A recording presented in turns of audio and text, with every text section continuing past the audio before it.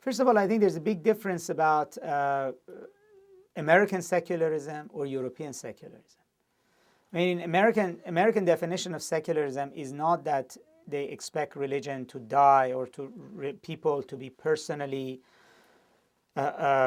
secular, but that there's a belief that there should be an observation of separation of church and state into equal domains, that religion ought to be protected from politics and politics ought to be protected from religion. In Europe, it's a very different definition. Secularism, first of all, means that state will rule over religion. It will control religion. It will appoint its clergy. It will control the revenues. It will control the institutions, etc. It will legislate for religious activity. But also in Europe, it goes beyond just separation. There's an expectation that society, that God would not exist in society, that religion would be a matter of very strictly private practice, and people's religious views would be private to them. And on top of it, that religion itself actually would reform in a manner to secularize from within. So some strands of Protestantism, Reform Judaism, or the Vatican II reforms in the Catholic Church were all sort of reflections of this kind of pressure. Now the question is, which one are we talking about in the Muslim world?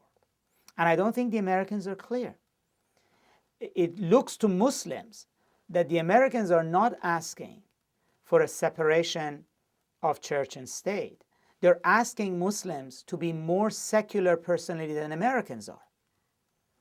And that's part of the whole problem. I mean, when you and this might be a misperception, but Muslims say, who are the favorite Muslim thinkers of Americans?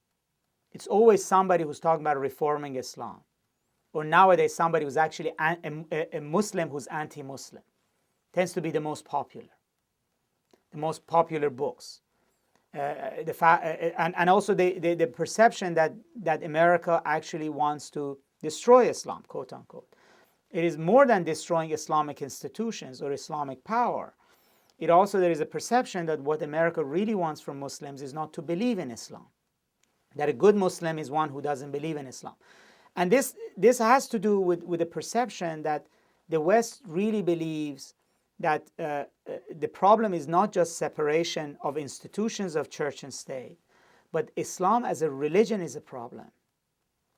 It is pro-jihad, it's extremist, it's anti-democratic, it's misogynist, etc. And therefore, Muslims should really stop being Muslims. So I think that the whole discourse, the whole discussion about what is it that we mean by secularism in the Muslim world has been itself extremely corrosive to U.S. relations in the Muslim world, and it's partly because it's not properly defined in America as to what it is that we mean by secularism.